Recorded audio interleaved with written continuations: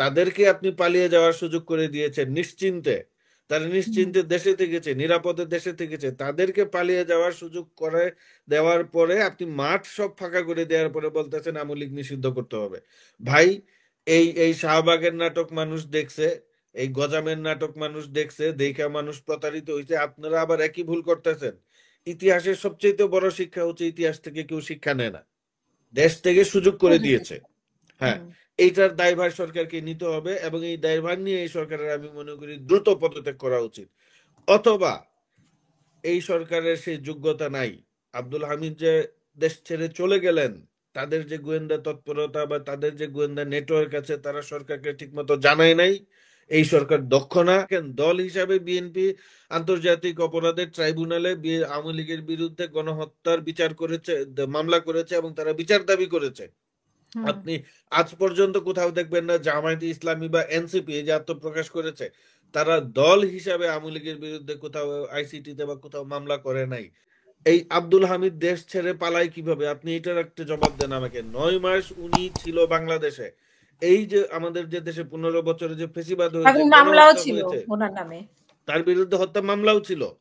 এবং এই গণহত্যা, এই ফেসিবাদের অন্যতম দূষর, যিনি হাসতে হাসতে আপনি হচ্ছে গিয়ে খুনের আসামিকে এই মাফ করে দিয়েছে, মাফ করে সেই দিয়েছেন। খুনের আসামি ওই যে মাদারীপুর না যেন ফরিদপুরে কি এক ফকির, আসলাম ফকির, তাকে সে মাফ করে দিয়েছে। সে রাষ্ট্রপতির কৃপায় মৃত্যুদণ্ড থেকে মুক্ত হয়ে গিয়ে আবার হত্যাকাণ্ড সংগঠিত করেছে। এইরকম আপনি একজন ভয়ঙ্কর লোক ৯ মাস ধরে দেশের ভিতরে ছিল, আপনি তাকে ধরেন নাই। এবং উনি বিমানবন্দর দিয়ে গোয়েন্দা সংস্থা সকল সরকারি কর্মকর্তা কর্মচারীদের জ্ঞাতসারে দেশ ছেড়ে গিয়েছে। এটা পালিয়ে যাওয়া বলা যাবে না, বলা যায় সরকার তাকে বিদেশে যেতে দিয়েছে এবং তার সঙ্গে গিয়েছে কে? তার আত্মীয় স্বজন, যারা জামাত ইসলামী করেন। হ্যাঁ, এবং তার উনি পরিবারের। এরকম না যে উনি হ্যাঁ পরিচিত ফেস না, যে ওনাকে কেউ হ্যাঁ, উনি এয়ারপোর্টে অপরিচিত কেউ পেয়েছিলেন। না, উনি অপরিচিত কেউ না। এখন এই যে আপনি এইভাবে একদিকে আপনি আওয়ামী লীগের লোকজনদেরকে, আমরা এটাও শুনেছি যে ৫ই আগস্টের পরে ওবায়দুল কাদের দেশে ছিলেন। হ্যাঁ, আপনি বাংলাদেশে ১ এই তারিখ মুহূর্তে পর্যন্ত উনি যদি, ছিলেন। হ্যাঁ, আওয়ামী লীগের যদি ইভেন বিচার আপনি করেন, যদি ওই যে ৬২৬ জন এর মধ্যে তো অনেকেই চলে গেছে। সেটাই বলছি আমি। ৬২৬ জনের ধরেন তালিকায় ওইভাবে না যাই, আমরা যদি মোটামুটি, আপনি একটা জিনিস চিন্তা করেন যে বাংলাদেশে জুলাই আগস্টে গণহত্যার জন্য আপনি বিচার করবেন, প্রধান আসামি হবে কারা? এই এই জুলাই আগস্ট সহ গত ১৫ বছরে বাংলাদেশে যত গুম খুন হত্যা রাহাজানি হয়েছে, দমন নিপীড়ন হয়েছে, তার বিচারের জন্য সবার আগে বিচারে আসবে শেখ হাসিনা। তারপরে আসবেন হচ্ছে আপনার এই আব্দুল হামিদ রাষ্ট্রপতি হিসাবে। তারপরে আসবেন স্বরাষ্ট্রমন্ত্রীর দায়িত্ব পালন করেছিলেন যারা, বিশেষ করে এই কামাল, এই আসাদুজ্জামান খান কামাল, উবাইদুল কাদের, টপ লিডাররাই তো আসবে, তাই না? আপনার এখন উনি ৯ আপনি মাস মানে তাদেরকে কিন্তু আটক করেন নাই, তাদেরকে আপনি যাওয়ার জন্য প্যাসেজ দিয়েছেন, সুযোগ করে দিয়েছেন। যখন আপনার মাঠ পুরোপুরি ফাঁকা হয়ে গেছে, আপনি আব্দুল হামিদের মতো বড় একটা আইকনিক লিডার, এই লোককে, হ্যাঁ, এই যে একজন আপনাকে একজন দর্শক এইমাত্র বললেন আরাফাত, হাসান মাহমুদ, এরাও জুলাই আগস্টের পরে পালিয়ে গিয়েছে। আপনি এখন আমি একটা কথা বলি, আপনি গণহত্যার জন্য আওয়ামী লীগের বিচার করবেন, আপনি কিন্তু আওয়ামী লীগের বাংলাদেশে যে ৩০-৩৫% সমর্থক আছে, নেতাকর্মী আছে, সবাইকে তো বিচার করতে পারবেন না। আপনি এই একটা জনগোষ্ঠীর ৩০%কে তো আপনি মৃত্যুদণ্ড বা সাজার আওতায় আনতে পারবেন না। সেক্ষেত্রে কি হবে? যারা আওয়ামী লীগের রাঘব বোয়াল আইকনিক লিডার, তাদেরকে আপনি বিচারের আওতায় আনবেন। শেখ হাসিনাকে আনবেন, উবায়দুল কাদেরকে আনবেন, তারপরে আপনি এই আব্দুল হামিদকে আনবেন, আসাদুজ্জামান খান কামালকে আনবেন, হাসান মাহমুদকে আনবেন, আরাফাতকে আনবেন। এই রাঘব বোয়ালদেরকে কিন্তু আপনি, শেখ নিরাপদে হাসিনা ধরেন ৫ই আগস্ট পালিয়ে গিয়েছে, এরপরে বাকিরা দেশে ছিল, তাদেরকে আপনি পালিয়ে যাওয়ার সুযোগ করে দিয়েছেন নিশ্চিন্তে। তারা নিশ্চিন্তে দেশে থেকেছে, নিরাপদে দেশে থেকেছে, তাদেরকে পালিয়ে যাওয়ার সুযোগ করে দেওয়ার পরে আপনি মাঠ সব ফাঁকা করে দেওয়ার পরে বলতেছেন আওয়ামী লীগ নিষিদ্ধ করতে হবে। ভাই, এই এই শাহবাগের নাটক মানুষ দেখছে, এই গজামের নাটক মানুষ দেখছে, দেখা মানুষ প্রতারিত হয়েছে, আপনারা আবার একই ভুল করতেছেন। ইতিহাসের সবচেয়ে বড় শিক্ষা হচ্ছে ইতিহাস থেকে কেউ শিক্ষা নেয় না। এটা অত্যন্ত দুর্ভাগ্যজনক হলেও সত্য। মানুষ সেই ইতিহাসের পথেই, ভুলের পথেই হাঁটে। এবং আমি পরিষ্কারভাবে লক্ষ্য করছি যে এই সরকার, এই এই এই এই জাতীয় নাগরিক কমিটি এবং আমরা যাদেরকে এই যে জামাত জাসি বলি, জামাত ইসলামী, এরা সবাই ভুল রাজনীতির পথে হাঁটছে। এই এই একই কাজ করছে। এইভাবে করে কিন্তু আপনারা কিন্তু আসলে আমার মনে হচ্ছে কোনো সুবিধা করতে পারবেন না। এবং আ আ আমার কাছে মনে হচ্ছে যে আপনারাও আওয়ামী লীগের মতো একই পরিণতি ভোগ করেন কিনা সেটা নিয়ে আমার মনে এক ধরনের আর সন্দেহ ওনার দানা সরকার বাঁধছে। থেকে বলা হচ্ছে যে আব্দুল হামিদ কিভাবে পালিয়ে গেছে ওনারা জানে না। কিন্তু উনি যে 9 মাস দেশে ছিলেন, ওনার যে মামলা হয়েছে, এটা কি ওনারা জানতেন না? তাহলে ওনাকে গ্রেফতার কেন করা হয়নি?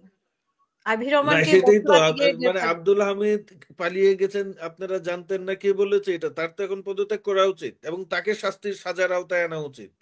আপনি কেন জানতেন না আব্দুল হামিদ আপনি যেটা বললেন সে একজন মামলার আসামি। হুম। আব্দুল হামিদ তো কোনো এই ছোটখাটো নেতা না, রাঘব বোয়াল টাইপের নেতা। তার বিরুদ্ধে অজস্র দুর্নীতির অভিযোগ আছে, সে এবং তার ছেলের বিরুদ্ধে।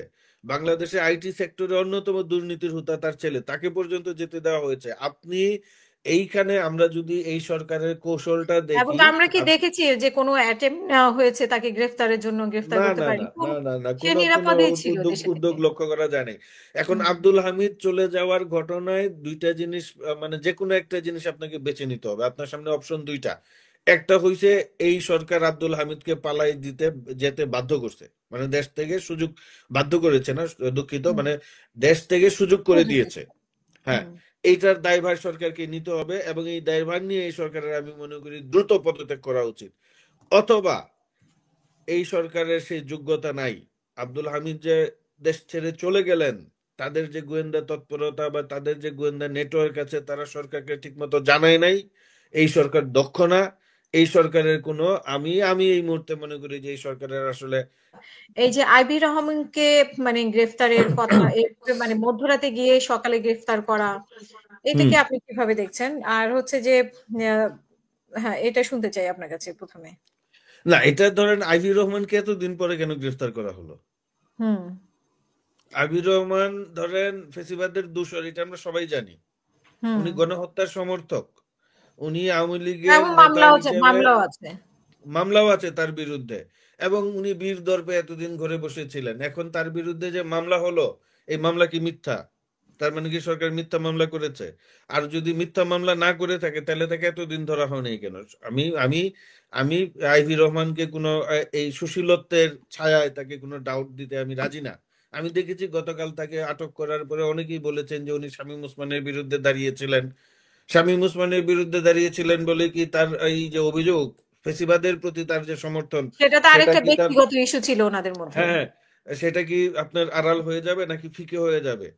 শামীম ওসমানের সঙ্গে তার দ্বন্দ্ব ছিল রাজনৈতিক দখল, পাল্টা দখলের দ্বন্দ্ব। আমি নারায়ণগঞ্জে, আমার বাড়ি নারায়ণগঞ্জে, আমি জানি বিষয়টা পরিষ্কারভাবে। হুম। হুম। সেইখানে উনি নারায়ণগঞ্জ শহরে তার যে নেতৃত্বের দ্বন্দ্ব, ক্ষমতার দ্বন্দ্ব, দখলের দ্বন্দ্ব, সেইখানে তিনি শামীম ওসমানের বিরুদ্ধে দাঁড়িয়েছিলেন। এখন শামীম ওসমানের যে এই যে আপনার এই যে দখল, খুন, জখম, লুটপাটের যে সন্ত্রাসের যে রাজনীতি, তার বিরুদ্ধে তিনি দাঁড়িয়েছিলেন বলে মানুষ তাকে সমর্থন করেছে। কিন্তু তার মানে এইটা না যে আইভি উনি ক্লিন ইমেজের কোনো নেত্রী। এইখানে উনি যতক্ষণ এখন উনি যদি কোনো অপরাধ করে না থাকেন, দুর্নীতি করে না থাকেন, উনি কি গত ৯ মাসে আওয়ামী লীগের কৃতকর্মের জন্য ক্ষমা চেয়েছেন? তার মধ্যে কি কোনো অনুতাপ লক্ষ্য করা গিয়েছে? এই যে ২,০০০ ছেলে পেলেকে যে হত্যা করা হয়েছে, অন্ধ করে দেওয়া হয়েছে, গুম করা হয়েছে, খুন করা হয়েছে, এর প্রতিবাদে কি উনি রাজনীতি আওয়ামী লীগের রাজনীতি পরিত্যাগ করে সাধারণের কাতারে এসে দাঁড়িয়েছেন? না, দাঁড়ান নাই। উল্টা তিনি জুলাই আগস্ট মাসে তার সাঙ্গপাঙ্গ নিয়ে বাহিনী নিয়ে নারায়ণগঞ্জ শহরে ঘুরে বেরিয়েছেন এবং যারা আন্দোলন করেছে তাদের সামনে গিয়ে বাধা প্রকারান্তরে বাধা দেওয়ার চেষ্টা করেছেন। তার লোকজন হুমকি ধমকি দিয়েছে এবং যেই কারণে আমরা বলছি যে এই আওয়ামী লীগকে নিষিদ্ধ করে কিন্তু আপনি এই যে যে এই সরকার যেটা নির্বাহী আদেশে নিষিদ্ধ করতে চাচ্ছে, হুম। এই নির্বাহী আদেশে নিষিদ্ধ করে কোনো কাজ হবে না। কেন হবে না? দেখেন, কালকে আইভি হায়াতকে যখন পুলিশ আটক করতে গিয়েছে, আওয়ামী লীগের তার যে নেতাকর্মী সমর্থকরা আছে, গুন্ডা পান্ডারা আছে, গিয়ে তার বাড়ি পুলিশ সহ অবরুদ্ধ করে ফেলেছিল এবং হুম। ৬ ঘন্টা অবরুদ্ধ করে রেখেছে। পরে সকালবেলা তাকে নিয়ে আসছে, নিয়ে আসতে দিয়েছে এবং তাকে যখন গাড়িবহর তাকে নিয়ে যখন কোর্টের দিকে যাচ্ছিল, কোর্টে বা গোয়েন্দা কার্যালয়ের দিকে যাচ্ছিল, তখন শহরের এই কালীবাজার মোড়ে না কোথায় তার যে অনুসারীরা এসে সেই গাড়ি বহরের উপর হামলা করেছে এবং ককটেল বিস্ফোরণ ঘটিয়েছে। তাইলে হুম। পরে দেখা যায় যে আওয়ামী লীগ পালিয়ে গেলেও কার্যত হুম। তারা তাদের যে সন্ত্রাসী গুন্ডা বাহিনী আছে তারা এখনো এই এই সুশীলতার বা এই রিফাইন্ড আওয়ামী লীগ বা ভদ্র আওয়ামী লীগের ভেগ ধরে তারা এখনো সক্রিয় আছে। যে কোনো মুহূর্তে তারা মানুষজনের উপর হামলা ও আক্রমণ করতে পারে। তাইলে পরে এদেরকে এই নির্বাহী আদেশের মতো ঠুনকো সিদ্ধান্ত দিয়ে নিষিদ্ধ করা যাবে না। এই আওয়ামী লীগের বিচার করতে হবে এবং প্রত্যেকটা শুধু কেন্দ্রীয় আওয়ামী লীগের নেতাকর্মী না, আমি আবার বলছি কেন্দ্রীয় আওয়ামী লীগের নেতাকর্মী না, প্রত্যেকটা জেলা, উপজেলা, থানা, ইউনিয়নে আওয়ামী লীগের যেসব নেতাকর্মী অন্যায়, জুলুম, দখল, লুটপাটের সঙ্গে জড়িত ছিল তাদেরকে ধরে ধরে আপনার বিচারের আওতায় আনতে হবে এবং বিচারের মাধ্যমে দোষী সাব্যস্ত করে সাজা প্রদান করতে হবে। আপনি যদি একটা ইউনিয়নে, যে ইউনিয়ন আওয়ামী লীগের নেতা বা যেই সন্ত্রাসী মানুষের পুকুরের ঘের দখল করেছে, জমি জমা দখল করেছে, ক্ষেত দখল করেছে, তাকে যদি ধরে এনে সরকার সাজা প্রদান করে, তাইলে কিন্তু মানুষের মধ্যে একটা ভীতি তৈরি হবে এবং আইনের প্রতি একটা আস্থা তৈরি হবে। তখন দেখবেন এই যে আইবি কে গ্রেফতার করতে ডেভিল হান্টে যে আমরা দেখলাম যে ডেভিল হান্ট যে হ্যাঁ, অপারেশনটা হয়েছে তা কাদেরকে ধরেছে? মানে আমরা এই তো এই এই আওয়ামী লীগ, এই- এইগুলার কোনো আগামাথা আমরা তো নাই। এই একটা কিছু সংখ্যাও দেখলাম, অনেক বড় সংখ্যাও হ্যাঁ, সরকার বলল। এদেরকে ধরতে সকালে আবার বিকালে ছেড়ে দিছে। আপনার এই সরকারের মধ্যে আমি আওয়ামী লীগের বিচার বা আওয়ামী লীগ প্রকৃত অর্থে আওয়ামী লীগ নিষিদ্ধ করার কোনো প্রবণতা আমরা দেখতে পাই না। এরা শুরু থেকেই আওয়ামী লীগকে রিহেবিলেট করার এক ধরনের অপচেষ্টা এই সরকারের মধ্যে আছে। এবং আমরা এও শুনেছি এই যে জাতিসংঘের তত্ত্বাবধানে জুলাই আগস্ট গণহত্যার যে তদন্ত প্রতিবেদনটা দিল জাতিসংঘের মানবাধিকার বিষয়ক কমিশন, এই হুম, সরকারের অধিকাংশ উপদেষ্টা এটার বিপক্ষে ছিলেন, বিরুদ্ধে ছিলেন। এই অধ্যাপক হুম, ইউনূসের ব্যক্তিগত এবং ঐকান্তিক চেষ্টায় কিন্তু জাতিসংঘ এখানে যুক্ত হয়েছে, তদন্ত করেছে। কারণটা কি?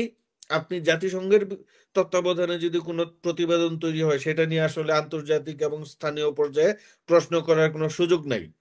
হুম, কিন্তু আপনি লক্ষ্য করবেন এই উপদেষ্টারা বাধা দিয়েছিল কেন? কারণ স্থানীয় পর্যায়ে যখন এটা তদন্ত হবে, তখন কিন্তু এটা নিয়ে এক ধরনের কি বলবো যে হাস্যকর মানে অবিশ্বাস বা অনাস্থা তৈরি হবে যে এটা হুম। পক্ষপাত দুষ্ট হচ্ছে। তো আপনি দেখবেন যে সারা দেশে আওয়ামী লীগের বিরুদ্ধে যে মামলা হচ্ছে, সেখানে এমনও লোক আছে যে আসলে হত্যা বা আগে পিছে ছিলেন না, তাকে মামলায় ঢুকিয়ে দেওয়া হচ্ছে।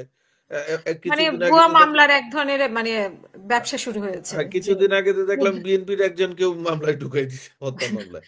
মানে এবং কাকে কখন মামলা দিচ্ছে হ্যাঁ, এবং তার আরো কোনো দেখেন ধারণা এই নেই। এই যে আমি যে সমঝোতার যে কথাটা বললাম, জামাত ইসলামের সঙ্গে আওয়ামী লীগের ভবিষ্যৎ সমঝোতাকে উড়িয়ে দেওয়া যায় না।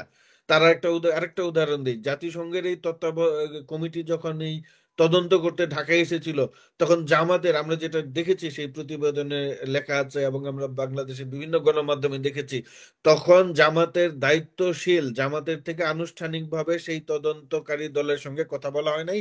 তারা আওয়ামী লীগের বিরুদ্ধে কোনো অভিযোগও করেন নাই।